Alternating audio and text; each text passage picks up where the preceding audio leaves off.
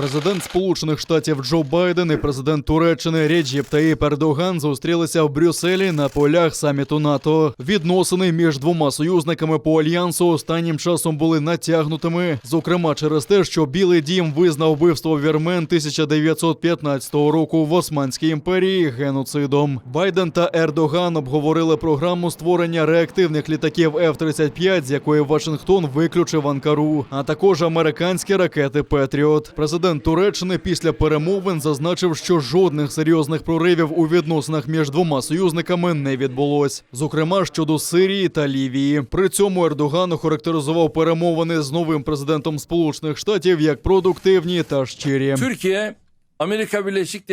Ми думаємо, що в стосунках між США та Туреччиною немає проблем, і наша співпраця багатша і ширша, ніж проблеми між нами.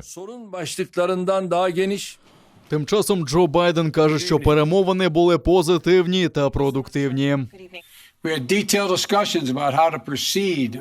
Ми детально обговорювали, як діяти далі по ряду питань. Списки в нас були дуже великі, наші команди збираються продовжити наші обговорення, і я впевнений, що ми доб'ємося реального прогресу у відносинах між Туреччиною та Сполученими Штатами.